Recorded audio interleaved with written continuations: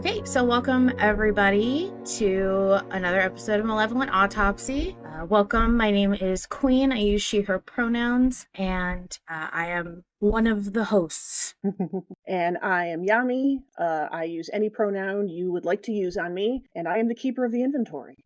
All right, so I guess that gives us a good idea of where we might want to start this week's episode. Mm-hmm. Well, you did our summary for this week, so I'm going to let you take it ahead. I did. Okay. Our summary for this week's chapter starts with Arthur deciding that if the hag is the key to this area, then the hand is a better option.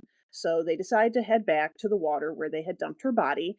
And John is very hesitant about this, which Arthur understands, assuring him that they will be quick. While walking, the three of them discuss why the door would have a latch and be magical. And Yorick quickly says they don't understand a lot about magic and says that there could be reasons that she has a latch and would need magic. John then asks Arthur which part of the witch he is going to take, and Yorick suggests the left hand because it can be a powerful item. Arthur and John then question Yorick's motive for the hand, besides using it for a possible way to open the door, and Yorick simply explains that the hand will be of use, but he cannot tell how yet. At the pool, they realize that the hag has sank to the bottom.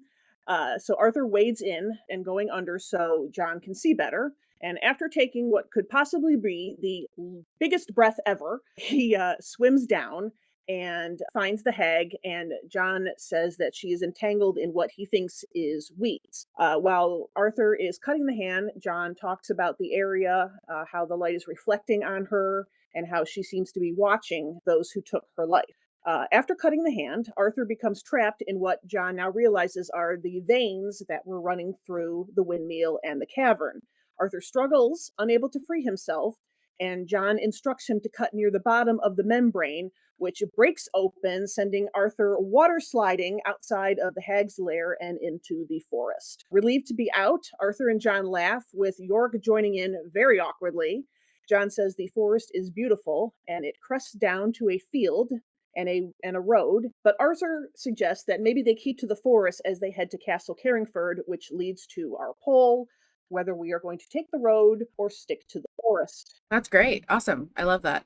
I just freshly re-listened right before we started. I saw some people in the chat commenting on some of the parts of the recap. Gammy, I'm going to go with both ways until you tell me otherwise, says Arthur just has gills, actually. He's part fish now. I really liked that.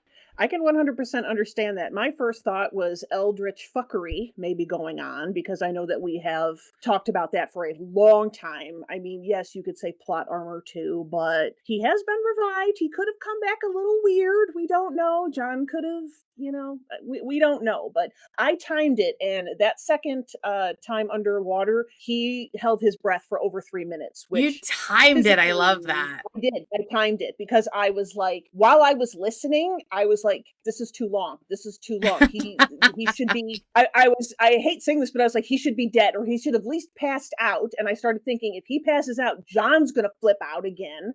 So yeah, it's like, it could be just as saying, okay, that wasn't really 3 minutes. It happened a lot quicker. I mean, Harlan can do whatever he wants in the scene, right? But if you're going by the time, Arthur should not have been able to hold his breath that long. So, until we hear otherwise from Harlan saying it's, oh yeah, it was just not as long as that. Or, hey, maybe Arthur has, long diver capacity lungs. Yeah. It could be either at this point. So, right. Well, I definitely have some comments to make on that too. I'm just gonna start. I take little notes right before we start the episode, so I have points to hit. But yeah, I took notes too. Yeah, I listened today and I took notes. So I do like that. Chronologically, at least, the first thing I made a note of was that I was starting to get super suspicious of Yorick. Now, I know that we're not supposed to trust him. I get it. I'm not the kind of person who listens to Malevolent and wants to befriend everything that breathes or moves or talks. But at the same time, I also didn't really have reason to accuse him of anything. I didn't think he was a necessarily evil creature or anything like that. It was very much a neutral ground for me. But this was the first chapter where I started to go, I don't like that. I don't like a lot of the things I'm hearing, like the fact that he's like, I cannot tell you, I do not know. And then he repeats that, the hand will be of use. This is certain, only since defeating her has this become known to me. Like, I really think combining this tooth with a bunch of other stuff has started to muddy the waters in a way that I'm personally not very comfortable with. No, I fully agree with that. I've been sus of Yorick for the last couple, and I've said this in chat. It's not that I don't trust him. Like, I do believe that he wanted to get Arthur and John out of there, and I do believe he's trying his best, but I question his motives overall Yeah. because I mean, John had said it before. He is a creature of the dark world, the Vanguard. John was very, didn't really want to use the Vanguard for the longest time because he knows that it's tied to the dark world and all the weird stuff there. So I am definitely questioning his motives, even though I do fully believe that he probably thought the Hag's Hand would help them. And he does say that. But Yeah. then he says that it could come in use later. And really, to me, that's my thing. It's like later meaning how. And I know Fish has brought up several times that he can only see so much, Yeah. and that information did come to him after they defeated her. So he knows it's going to be useful. He can't tell how, but to me that's still like, oh yeah, take her left hand. Why the whole hand? This isn't Star Trek. They don't have the things where you put your hand on and the door needs to open. Yeah. So yeah, that was honestly one of my big notes, aside from the fact that I was really glad that Arthur did not remove his bag before going in the water, because honestly, I would have. I would want to get all my stuff wet.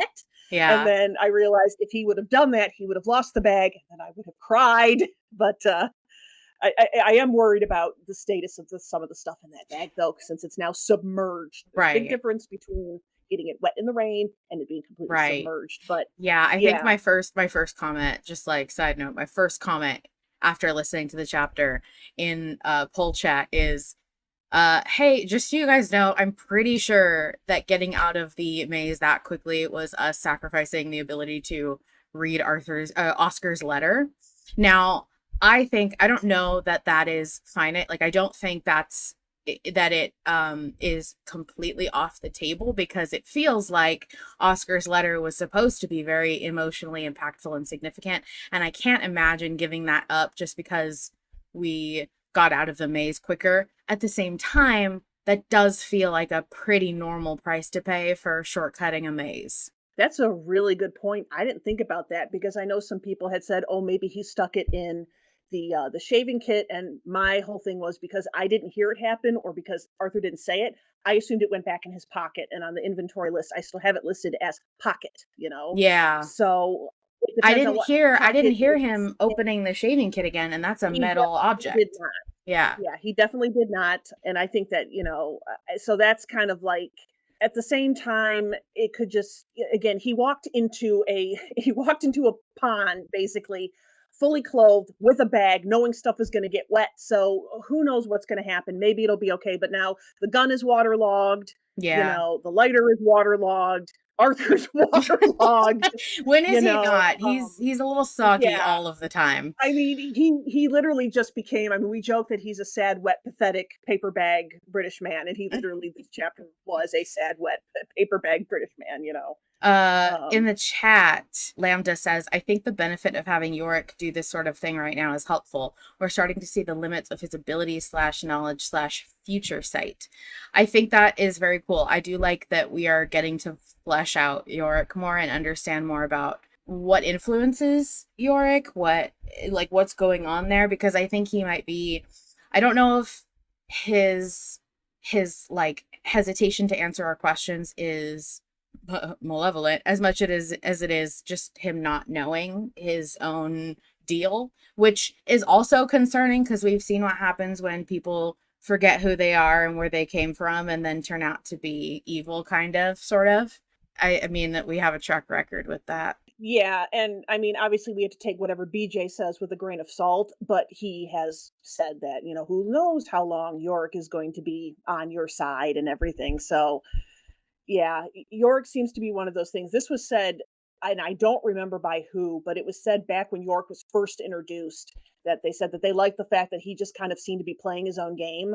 It's Yeah. like, yeah, I'm going to help Arthur, but at the same time, I serve myself. And I think he even says that to the hag at one point, Yeah. because she asked him, "Who do you serve?" And I don't remember his exact wording. Bree would probably know the him saying that I serve myself or I serve no one or something close to that. Right. Yeah, he's definitely getting a little bit more sus, and the fact that if when Arthur started going in the water and the talking started and you could hear him get muffled and John was just like, "Thank God Thank for God. that." Yeah, That was that so great. oh, that was so good. I'm starting to see more and more little tiny itty bitty glimmers of comedy slip in, and I'm loving it. I am Yes, here for it. I yes, respect that we yes. are in a genre, but at the same time, I like having fun in my genre. And Oh, God, Harlan's definitely. sense of humor can be so on point sometimes that it just like it gets me Mhm. so good. Even there's even like a very brief I think a couple of seconds of the silly tune that plays when Yorick sinks Oh, yeah, underwater. that's that So good. thrumming. Yes. Yeah, yeah, usually this thrumming shows up with York, and especially, like, the laughing at the end of the chapter because it's so awkward and it's so forced, but he's doing it because John and Arthur are laughing, so of course he's Yes. going to, but he does it in such a terrible way. Yorick's It almost sounds canned, but that's what terrible you would expect. mechanical Yeah. laugh, I think Yes, might be exactly. my favorite Yep. sound in Malevolent. Like that ridiculous. Yeah. I don't know what I'm doing. I'm just doing it because you guys are doing it. Yeah. It was so Ex good. Oh, Yeah. yeah, that was fantastic. That part, I was already laughing because I was like, "Oh my gosh," hearing John laugh, and I was laughing, and then he started laughing, and I lost it. Yeah. I had to pause it for a second because I was busting out laughing so hard. I'm like, "He is ridiculous." Yeah. I have to jump to one of my other points to kind of balance out the Mhm, mhm. comedy. Hearing John so clearly while having that ambient underwater noise was so neat. I really liked that. The as far as like the soundscaping goes, I loved that we heard him as clearly as Arthur would. I mean, this podcast is so good at making you feel like you are Arthur, and the sounds that you hear are what Yes, yes. Arthur would hear. And I Mhm. loved that we got to kind of hear Yep. what that would sound like underwater.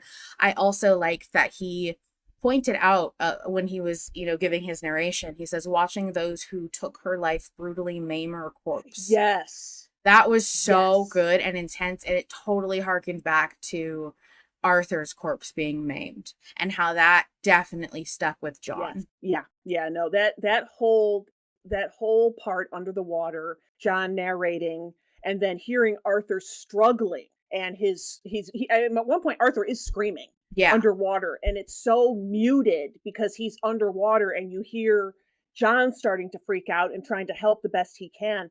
That was soundscaped so perfectly because it's like you almost if you're not paying attention because you're listening to John and then you realize, "Oh crap, Arthur is in trouble. Arthur is screaming, but it's muted. It's There's not a like the whole scream." story going on underneath Yeah. John's dialogue that you almost don't Yep. Mhm. like really think about or hear. I would love to someday get to listen to just that part of the sound of just Yeah. Arthur kind of flailing around, swimming, the way he's Mhm. chopping at the hand, all of that. I think it was very Yeah. well done.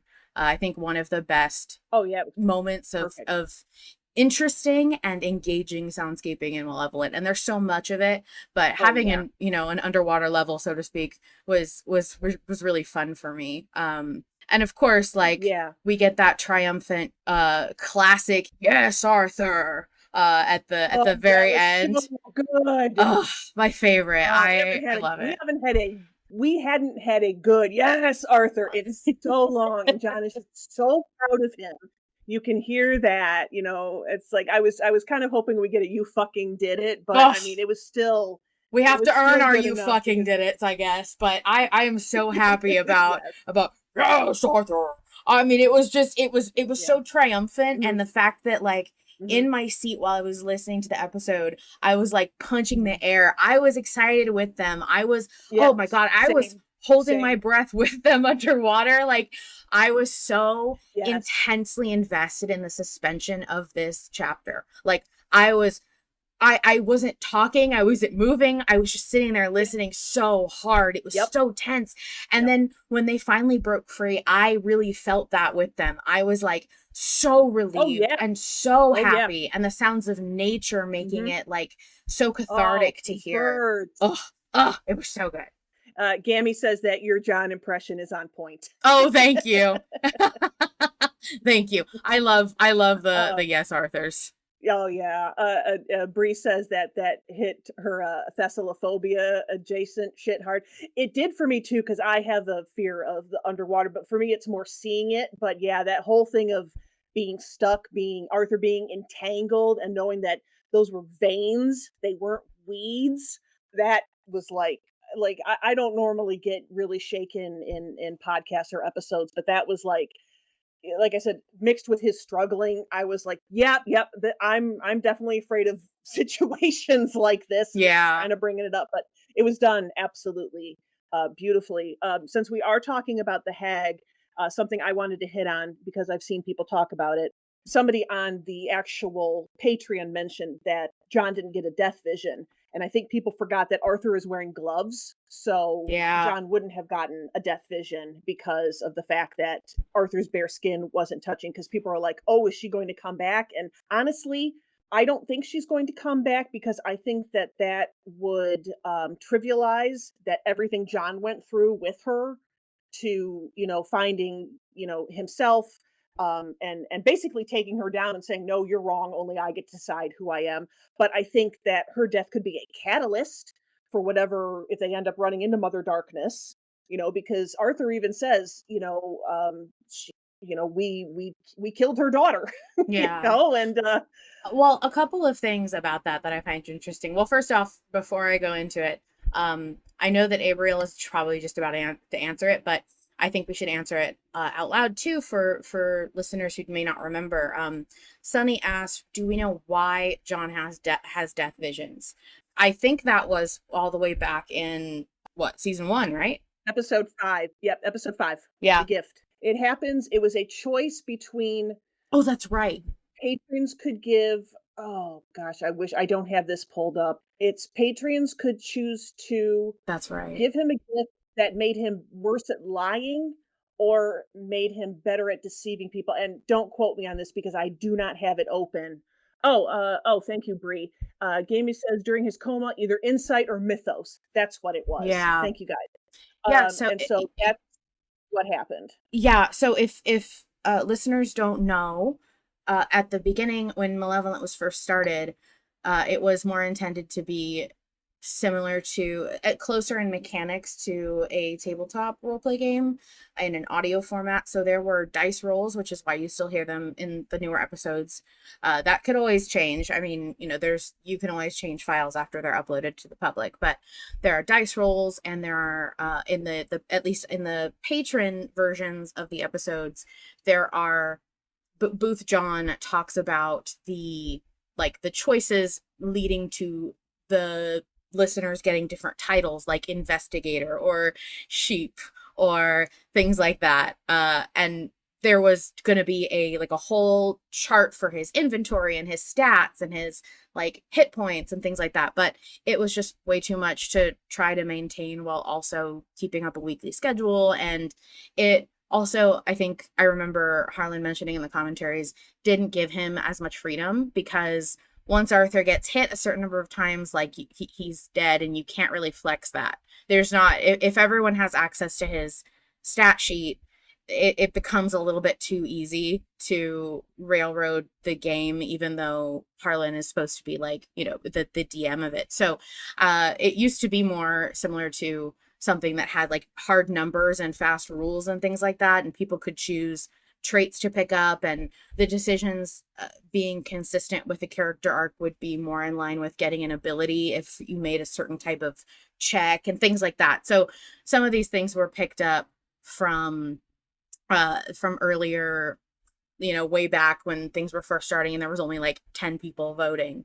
A very different show in the very beginning. So some of these things have carried over, and I actually like that there's still some remnants of what Malevolent came from. I like that even though it's changed, those little things are still left in there, and they're still Yeah, used and agree. utilized. Agree. Yeah, and I think, I mean, who knows back then, I don't remember if it's mentioned in the commentary because obviously we chose, the way that the patrons back then chose that way if we knew that touching a dead body was going to be the gift. I don't know what it was back then. So I'm like, "Oh yeah, we're going to choose this. Arthur touches a dead body." And it's like, "Oh, hey." Right. Yeah. And I think I definitely forgot that Arthur was wearing gloves as well. I think that it can be really hard to keep track of what Arthur looks like, what's in his inventory and things like that when you're in an audio medium, especially if you're listening as a public listener who maybe has to wait for the whole month to get a new episode, and maybe you don't Yes. re-listen, or maybe you just it's we're in season 5 now. It's a lot to retain, but Yep. we have an amazing Yep. wiki that you can always use to refresh Yes. yourself. We we did.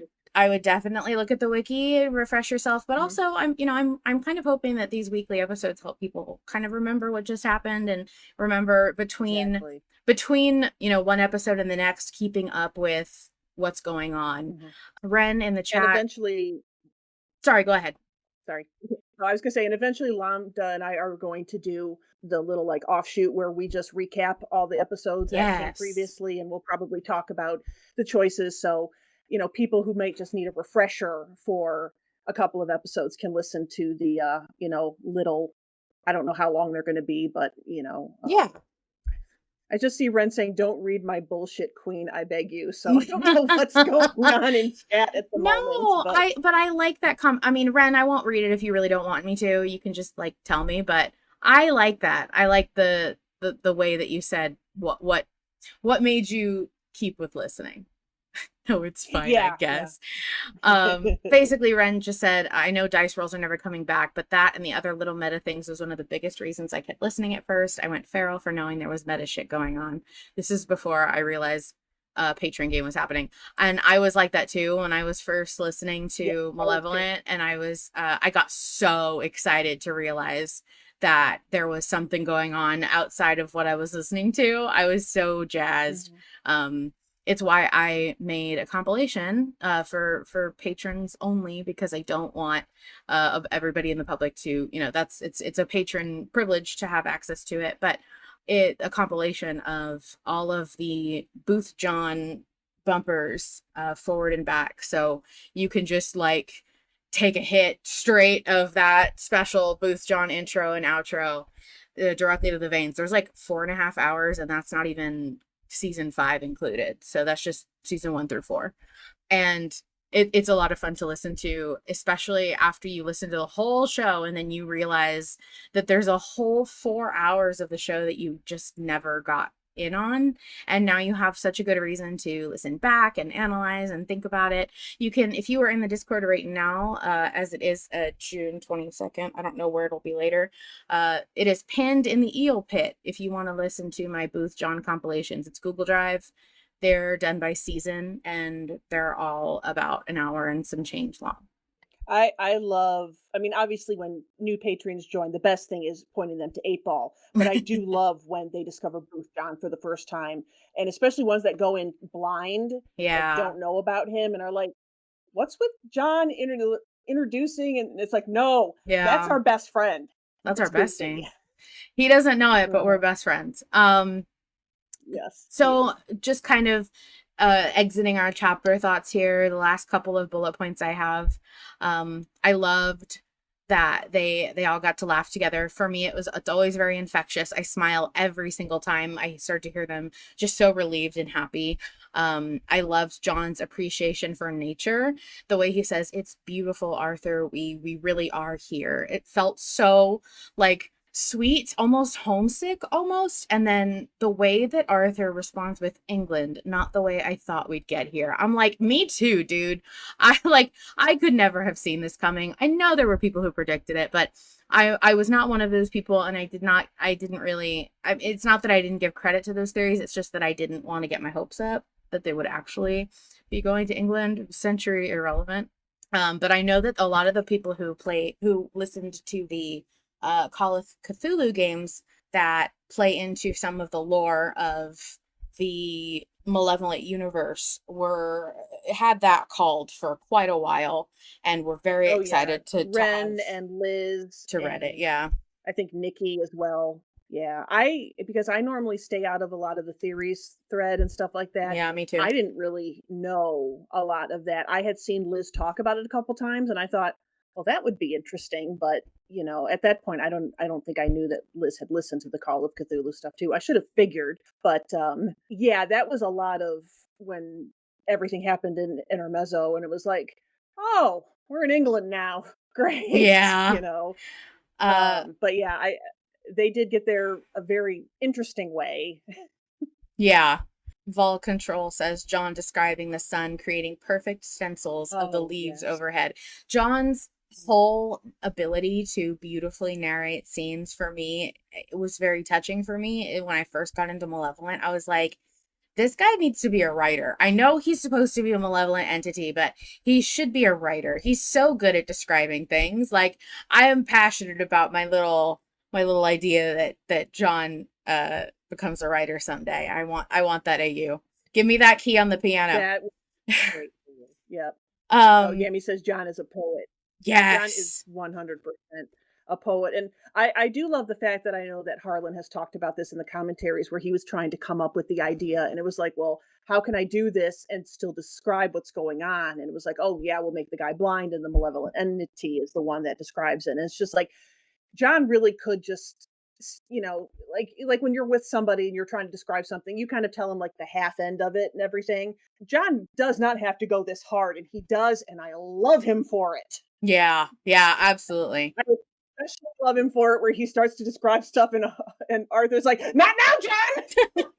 Yeah, I love when they have that shared moment together with Yorick when they realize like, wow, it's fucking annoying to have somebody like, talking poetically at you while something's trying to kill you.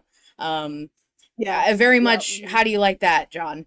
Oh yeah, And the shared shut up is yes. fantastic. Ugh, iconic. Iconic with a Q. Yeah. Uh Oh, Linda says I can't wait for them to stuff York in the bag. I can't wait for that either. it's gonna be incredibly fun. Yeah. I want him to get cut off again. I think he's going to be muffled. I don't think he's going to be completely cut off, but he's going to be muffled, but he's still going to be talking, I Hilarious, think. hysterical. I need it. I think that moving on a little bit from chapter recap to the vote. So our vote this time is forest versus road. Emojis for this vote are mushrooms and a little fork and knife, and mushroom being forest and fork and knife being road.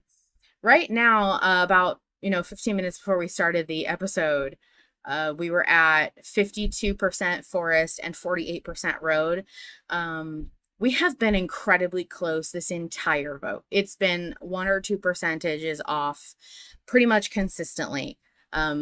There are a majority of people that are participating in the poll chats are Team Forest.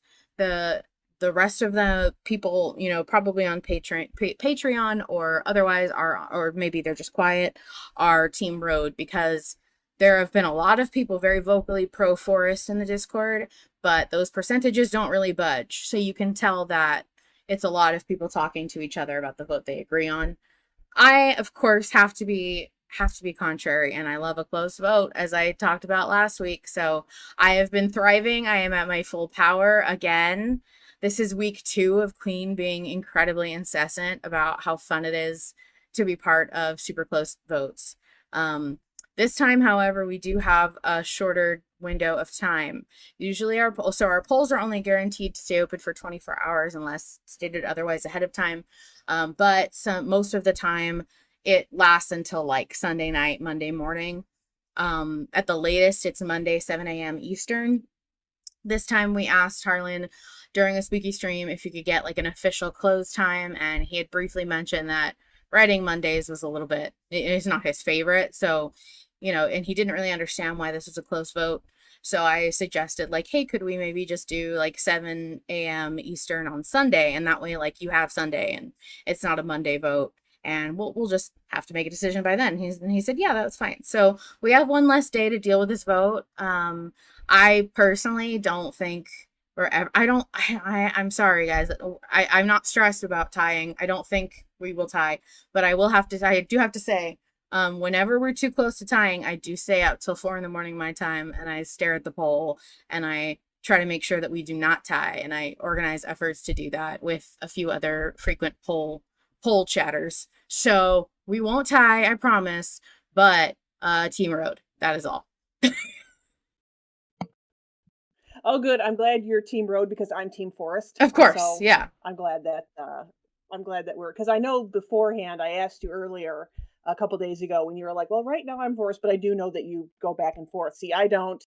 I've said this before. Usually 9 times out of 10, what I pick, I stay with, and I'm still team forest. And if you would like to hear my points, um, the reason I'm actually voting for forest, I don't. This was the problem is I don't have usually when the poll is announced, I have a gut feeling right away. Not always, but I'm usually like, what does my gut say? I didn't have one this time because there's not like between like the hag's hand and the dagger, that was huge because it's like, okay, we could break the dagger. What about the hag's hand? Is it magical? I mean, there was tons of debate over this, and there is obviously tons of debate over this one. The thing is, it's like we don't know either way what could happen. So I'm with Harlan. I am surprised that this vote is that close. I'm really surprised that it is. Um, my voting for Forest right now is there could be soldiers on the road, there could be people on the road, there could be thieves on the road. Arthur is wearing stolen regal clothing and a dead prince's breastplate. So he's going to draw attention to himself, and I don't think that's a good thing right now to do that in a land where they don't really know what they're going to be dealing with. And I also want John to see cool forest stuff. He sat there and talked about how beautiful the leaves were and the trees. And um, Joe had mentioned earlier she wanted him to eat an apple. I think that was Joe. Somebody said that. Have Arthur get an apple. I want John to see cool mushrooms, little forest creatures, things like that. And the woods are lovely, dark and deep, and they have miles to go and promises to keep. So that's why I am voting forest. Okay, great. Good points. I respect you and I respect your opinion. Um, what else to cover my ass? I think you're great. We're friends. Okay, anyway. So, Tell me why I'm wrong now, yeah, Queen. so now why you're wrong in every conceivable way. No, I'm kidding. I okay, so like transparently, truth be told, I really did not care about this vote when it first came out. I was like, it doesn't really matter. There's no way to really have a rationale about this. There's pros and cons to both, and they're pretty equal and even. We don't know freaking anything. How are we gonna have a debate about this vote? I don't anticipate this being a problem. And I was really just gonna go on my gut instinct, which was road at first. And then I did what I always do, and I read poll chat and I hang out in there, and I started caring a lot more. I tend to care a lot as soon as I have to argue about it. As soon as I have to like gently start contributing to a conversation, I find myself so stubbornly determined to like have a take. I can't just not have a take. I don't know how. So I pretty much talked myself into my own decision even further.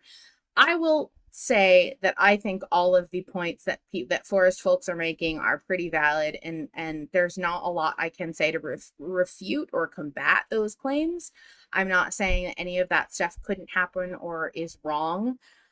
So this debate, I would say, is not so much about the idea of knocking down other people's points, but rather explaining your own and being more kind of convincing more people that you have more appealing points, right? So I have to say that for me, road appeals because I'm a very type A person when it comes to organization and storytelling and narrative. If I really love a plot, I want to do the plot. I don't want to do side quests, and I don't want to get distracted, and I don't want to do fetch quests.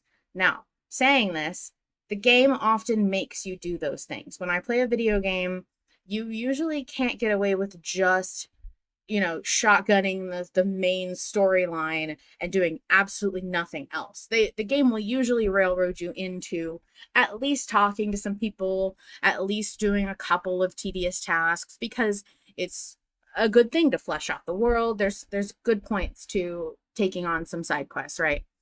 But for me, I never worry about like missing out on an experience, because I feel that if the experience is worth having, the narrative's going to show me where it is and it will be enticing enough to take. This is not one of those times. I don't necessarily feel that Forest is a side quest. I just feel that Road is more pointedly organized toward a destination. We have been lost in mazes, we have been underground, we have been disoriented and confused for a while. We have been we even have evidence that, John's theme track for this season is called Lost. I mean, this to me feels so much about navigation and the fact that, yeah, you can take the forest and people are saying there's going to be, if you take the forest, it's parallel to the road. It's not like they're going to lose the path. But listen, there's no way that we're given a choice between forest and road and there doesn't come with consequences of not choosing one. We're going to lose something either way. So I feel that it's very much take the risk of being lost in the forest, or take the risk of potential encounters on the road. And to me, I'm yearning for some direction in this story. I feel like we have not really learned a whole lot about what our main, like, we don't have a lot of leads. We have a random castle we saw through the glass for a hot second, and that's about it. I mean, we don't have anything to really go off of here, and I really want more direction. I want to be guided. I want to learn something. I want to get more clues quicker. I want to feel like we've accomplished something before we start wandering off into nature. I feel very strongly that I want this narrative to feel like it's moving somewhere and it's not wandering and it's not straying. And I there will be so much time to get off the beaten path later. I feel like they just came out of such a complicated area of this world, and they deserve to be able to just walk under some open sky and not worry about what's hiding behind trees and not deal with any of that. I just want them to walk a path. And it's almost like, I made this comparison last night. It's almost like somebody hands you a piece of really, really thick thread and they want you to cut it in half, and they hand you scissors and you go, I'm just going to bite this with my teeth. Like, yeah, you can break it in half that way, but they just handed you scissors. Just use the scissors. And I want to take the scissors. I want to take the path. I want to see what happens when you go down that road. We've done so many unorthodox things already. We've experienced the magical. We've seen what happens. We get all of that. I want to see what structure lays ahead, because we don't, when are we going to get that again? There's so much forest. We can run into a forest anytime. When are we going to get a structured road? Especially if we get sidetracked or lost in this forest. I mean, yes, again, people are saying we're gonna go parallel, but there's no way that we keep track of this road the whole time. Oh, hey, because otherwise it would not be a okay. vote. I respect that, but Llama brought up a really good point. What if John finds a cute little mushroom and gets to describe Oh my God. Okay, that's the other thing. Everyone has all these adorable little arguments, but like, oh, what if we like befriend a fairy? What if we this and that? And I'm like, guys, come on. I didn't even think of fairies. No, this reminds me of more owls. No, this reminds me of fucking Alexander. People would not let the damn owl go. Like, I get it. You guys love the fuzzy creatures. Go play Animal Crossing. Go play Pokemon. Go play something where that's the point. This is not, you can't let the fuzzy creatures stand in the way. Anyway, I'm going to read this great comment because it says, Queen, I agree with you in the first 4 words, and that's all I really want to hear. Ren says, Queen, I agree with you so much that I want the main quest. I don't mind missing out, and we have zero impact over how long the show is. Harlan knows how long the show is, more or less, and our power is in the content and the character arcs, the recent John arc, for example. Yeah, people have been complaining that if we take too many direct routes, we'll cut Malevolent short. Nah, I don't think that's going to happen. I think I don't think Harlan. it's going to happen either. Yeah. Yeah. Bree says, Queen, I think perhaps you're projecting your bitterness over that vote color, your projection. Yeah. I remember how much you wanted to go up and not down. Somebody who did vote down. Yeah, but I mean, Arthur could have fallen off of it. We don't know. The man has terrible luck, you know. The Let me see. Oh, let me see what Ren just said. Ren said, yeah, Queen Yami almost got me, but no, I'm sticking to Road. If he gets arrested, that just leads him deeper into places that will give us actual info and leads. Yeah, exactly. They need to be investigators. Yeah. Yeah. I want, like, I don't need Arthur and John. How is he? Sorry, you can continue. No. Go ahead. I was going to say, if he gets arrested and thrown in jail, how are they going to investigate stuff in jail? Chained to a wall. Okay. I believe in the power of John's lock picking. Thank you very much. John and Arthur working together to pick a lock would be hilarious. Second of all, that's true. I forgot that they can pick locks. They don't have a lock picking kit though.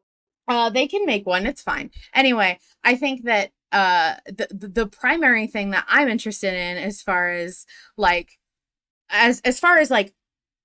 forest versus road. I know that there's not a clear answer here. There's no right or wrong vote. I do think that my passion for understanding more about the mission that we're on, not about the world that we're in, I think that's very indicative. I think this makes me think of it as this choice. I want to know more about the mission we're on than I do about the world that we're in, because I guarantee you we will have so many opportunities to explore the world that we are in. We are in this world and we can't get out of it until we complete our mission.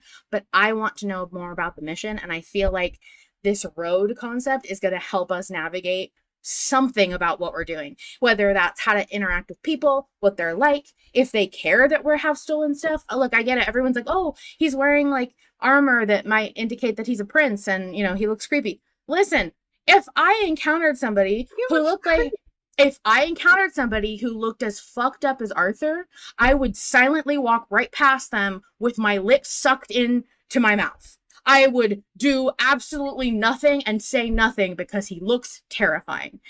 And like, he does there is so many people who would be like, oh, you know, I'm going to confront. If you're running on a track at night and you see somebody who looks suspicious, do you walk up and mug them? No, you run past him. I just think it's there's credence to the fact that he might get mugged or robbed or whatever. He could also encounter a nice person. He could also encounter somebody that we get attached to who then later dies. I mean, you never know. Like there's just as many opportunities for good as there is for bad in both of these choices. Oh my, I love how passionate you are. I absolutely love it. All I'm saying is if he's on the if Road ends up winning and he gets mugged and I lose that damn inventory bag, I'm coming for all of you Road people. And you know what? That's just totally fair, and I get it. The other thing is that I think a lot of people get very excited about combat and encounters that are not necessarily in Arthur's best physical interest. Like as far as like talking about, oh, I'll say, well, Arthur, what if he encounters like creepy monsters in the forest? And half the chat's like, that's what I want. I want to see cool, creepy monsters. So you really can't, like, the things that deter me are sometimes exactly what other people want to see and vice versa. Yeah. So, and that makes sense. Right. That makes sense. Tastes are different for everybody. So for me personally, like I want a people encounter. I'm real tired of dealing with like the hag and flesh eating things, and I want even if the person is yelling at me, I want a person encounter. I want an NPC that isn't evil. I want something out of the road option, and I'm hoping that we get that. Yeah. But Abriel says we had a whole Val, season of people. Listen, we did these are have a whole different season. people. Yeah. These are different century people. Thank you very much. Yeah. Vol said a little bit up. It said it's all about the inventory preservation for Yami, and yes, yes, it is. It is. I got to add. Hag's hand. I Harlan confirmed the rapier, which I was so happy about. Yeah. Like, this is great. They've gotten so much stuff in season 5 already. Yeah. Yeah, Vol also says, I think that's why this vote is so close. There are lots of people on both sides who just have different tastes of what they want to see, which is indicative, I think, of, I mean, when a vote is close like this, based almost purely on taste and what you want to see, it just shows you how much of a variety of people enjoy Malevolent. You don't have to love Definitely everything to love Malevolent, and I think it really speaks to people's taste that they are able to enjoy it and vote for whichever side. Lambda also says, the last time we got people, I got attached and they hurt my own feelings, writing status unknown on his wiki page. Look, your attachment to people in the horror genre is not my fault. I can't help it that you got attached to people who died. I don't know what to tell you. I personally, I didn't have any feelings about I didn't really have big feelings about Oscar, so like I wasn't really impacted when we had to leave him behind. I didn't have big feelings for Noel until he was gone. But he, as far as I'm concerned, is still alive until proven otherwise. So because if Kane wanted to kill him, he could have done it on screen. Until I see a body, he's alive and he's fine. Yeah. I think that it as far as forest versus road goes, I don't need to see a forest right now. I want to see something that's other than nature. Yeah, Fish just posted a recent screenshot, 98 votes, 52-48, 52 on forest side. Look, it's funny because I end up arguing with people on one side of the vote when it's really close like this that are always in the majority and probably don't have anything to worry about because I'm talking to people who aren't going to flip. So you guys are probably going to be fine. You're probably going to get what you want. This doesn't mean I'm going to stop talking about the road, but you didn't stop talking about choosing up either. Yeah. That's what's great. It's like, I don't. You're gonna fight. Yeah, you're gonna fight till the very end, and then even if your thing, loses and something terrible happens, you can walk in the next, well, I should say the next morning, but you walk in the next day whenever the chapters drop and just goes, well. It's a lot of fun. And Merrick Spoon says, I think I just personally want some normalcy for Arthur and John. I totally get wanting more fantasy, but I'm like a person who is afraid of heights who just got off a plane. Just let me lie on the ground for a while. Yeah, I feel like that too. Yes. I want a break from all of the magical shit, and I feel like Road is a break. Yeah. It's definitely hard because, like I said, I didn't have a strong feeling either way. Like, I think it was when I finally opened up the poll on Thursday, even though I had kind of been in the poll chat, kind of talking back and forth, and I was kind of leaning a little bit more toward force at the moment, but there still wasn't a lot of, I was like, I don't have a big pull either direction. For me, it was more like, I just want John to see some cool things. And I mean, I'm sure he could see cool things on the road too. That doesn't mean he's not going to. I mean, he's going to wax poetic like he does, whatever the choice is, but for me, it was like, I'm kind of more toward forest. There could be some cool things, but I mean, I don't know. I could have easily, honestly, voted road, and I felt the same way. Just been like, this is a way to get to their destination, which at this point is Castle Carringford. So it's going to be really interesting to see when the episode or when the chapter drops, to see how Harlan takes this, because I have no clue at the moment. Yeah, for sure. I really think it could go either way, but I want to mention in the chat, Joe mentioned, we haven't even broke 300 voters yet. Just so patrons, people in the future who are listening to this, right now we consistently get over 300 votes per chapter. 328 has been our maximum so far. Right now we're at 398, so we're missing about 30 people. But I will point out that in my poll graphic updates, I noticed, I pulled this data out earlier today, we get about 30 people voting between Sunday and Monday. So it's very likely that we will be missing 30 votes because we are closing the poll earlier this week. So there are probably people who don't know it's going to close early. There are probably people who don't even know when it closes, period, because they're not on the Discord, which is fine. It doesn't, you don't have to be. Yeah. I'm just saying that we are definitely going to be missing some votes this week because we're closing it early. Briefly, because we have like 6 minutes left, I'm going to throw down a poll for the chat live to vote in, because I want to know if I'm among my people right now or if I'm among terrible, terrible traitors who I will remember forever. But yes, by the way, if you don't know and you haven't voted yet, or if you just want to keep an eye on it, poll will be closing tomorrow at 7 a.m. EST, so Eastern time, and that's like 12 hours from now. So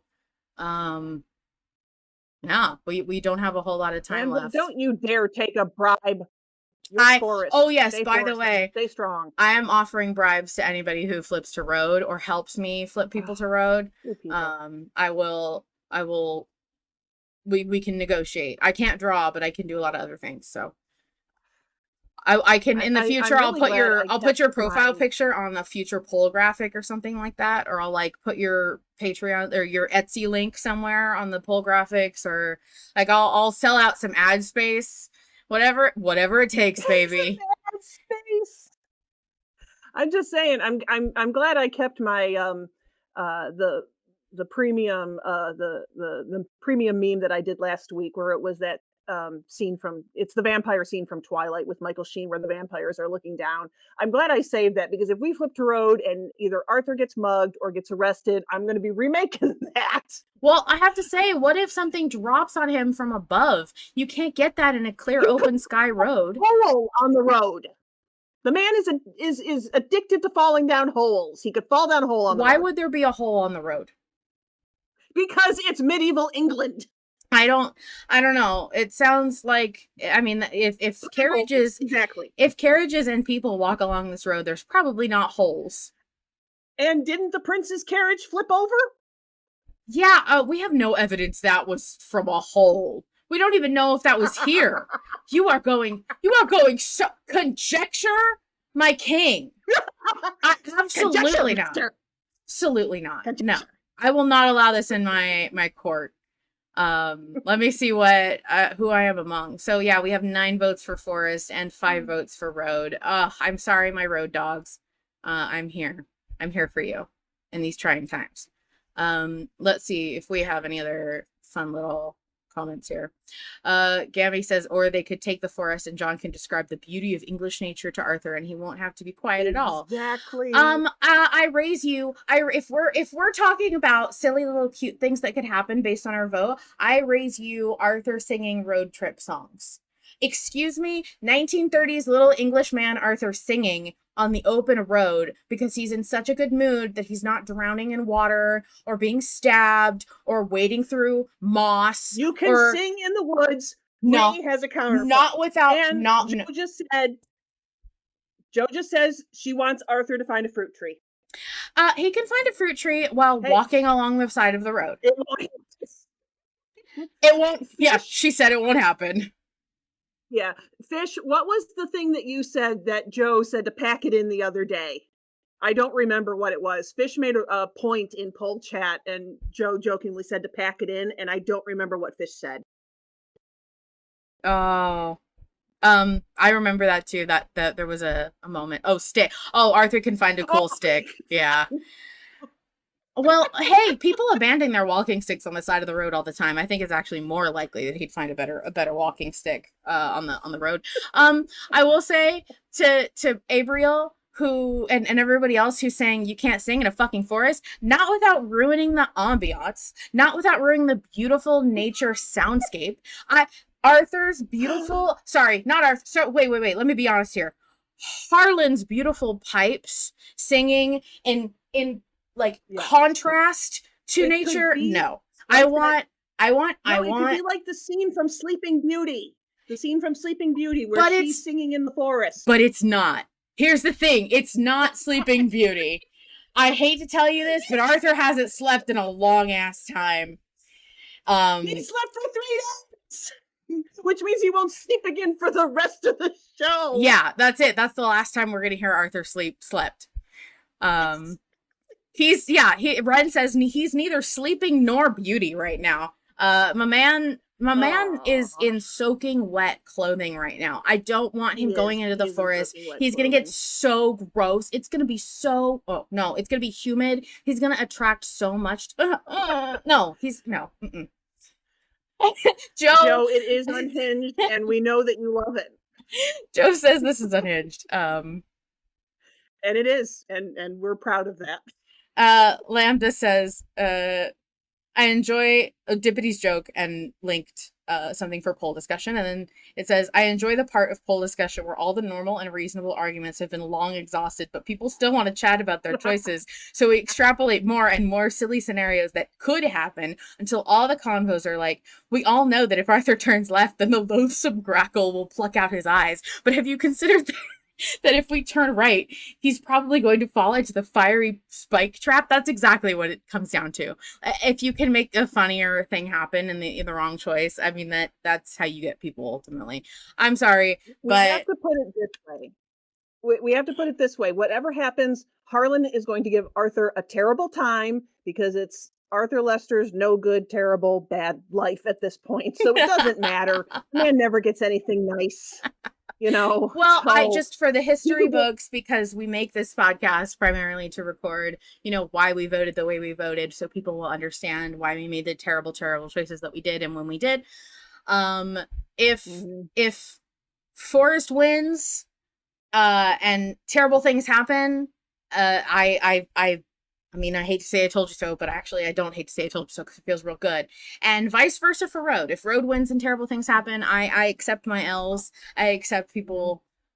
People are arguing in all caps in the chat. I don't see a single person anymore using regular case. Ariel and Ren are going back and forth about whether or not it's Arthur slept because of the words good morning. There's a lot happening. He had dreamless slumber. He says that to Yorick. Right. Did you dream, my king? Right. Because what you said about making terrible choices. I voted dagger. We have a hag's hand with us. I am waiting for that to turn out horribly so I can say, well, I voted dagger. That's actually something I'm wondering if he did keep the hand. No, he did. He did. Okay. Because I actually asked Joe for that. I said, did he have the hand? And she said that, yeah, we did. So I'm assuming she either asked Harlan or just knows. But no, that was added to the inventory. I can't believe I had to add Hag's Hand Arcana inventory. Yeah. I have no idea where it is on Arthur at the moment. I'm assuming he's going to put it in the bag. I love that Joe just says hand confirmed. Lambda just updated me that we did just break 300 votes. So yay, we hit 300 as we were talking. I'm so glad. I can't wait till we start breaking higher and higher numbers and it gets more and more chaotic because people are going to be harder to flip. I remember before we even broke 200. Like I remember it seemed like so long ago that we were hitting, I don't remember if I was a patron or not before we hit 100. I want to say I probably was like 100 was kind of a good number, but I do remember us hitting 200 for like the first time. And that seems like there was such a huge gap between hitting 100 votes to 200. And then it seemed like we hit 300 right away. So that's just, that's huge. I see televised debates. Joe just said she wants to see televised debates. Joe, I will, if we, okay, let me say this. Right now on the patron stage, I'm going to regret saying this. Right now on the patron stage, we have 18 people watching. If at some point we hit like 50 people live watching these episodes, I will somehow make this a video presentation for a single chapter. How about that? So it'll be really dramatic and funny, and nobody else has to be on camera but me, and it'll just be really silly. Um, okay, so That's the day we get all 4 hosts and we just all go back and forth. yeah, everybody's on. Mhm. Okay. So, by the way, I do agree with Abriel. I think commenting, if you can comment on Patreon, or like somebody's post with the comment that the poll is closing tomorrow at 7 a.m. EST, I think it would be really valuable to tell people that who may not know, because there are a lot of people who don't vote for some reason. I respect it. I just think it's unhinged and insane.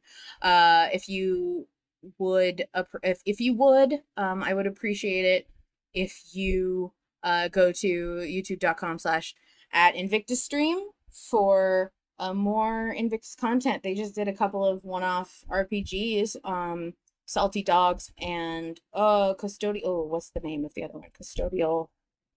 Oh, something really funny and cool. Ren, you can totally be the moderator if we have a real debate, definitely. We'll have like a week of debates because everyone's gonna want to yell at me. Um, And also, Joe just recently did a fun thing and talked to Stuff and Such about Dice Jam and GMing and all of that fun stuff. And you can find that on Stuff and Such's space at youtube.com/@DM in training, with hyphens It was so between good. DM I and training. caught the end of it. It was really good. Yeah. Oh, yes, and Ren wrote the book. Oh, yes. Well, had a book And published. yeah, that too. Sorry, the RPG I wanted to mention earlier that I couldn't remember the name of was Custodial Department of Adventuring Curios Ltd. It was hilarious and it was fun. I loved it. I'm sure everybody will too. Yeah, I think that is it. Thank you guys for coming and hanging out. I am so appreciative of everybody's involvement. I am so happy to be here, and I'm so grateful that everybody is willing to sit here and listen to me yell about forests and roads. And I love you all. Also, yes, by the way, because I didn't properly acknowledge it, Ren is a longtime server friend. Wrote a book, like a real, actual, amazing book called Strangers on Woohoo! the Shore. You can get it on Amazon, and you should, and it's really good. It's a queer um, mystery kind of thriller, sort of. Um, I have not completely finished it yet. However, I am in it. I'm in the thick of it, and it's extremely good. It's so well written and fun, and I think everyone's going to love it and enjoy it. I will not do any spoilers, but there are places in the Invictus server to talk about it. So if you are reading it, or if you want to read it, you should go find them in here in the Discord because they're very fun. Anyway, thank you so much, everybody. We will see you again next week. I will let you know if it's Friday or Saturday. It's probably going to be Friday unless a spooky stream conflicts. And vote Road, by the way. Vote Forest. Road, bye!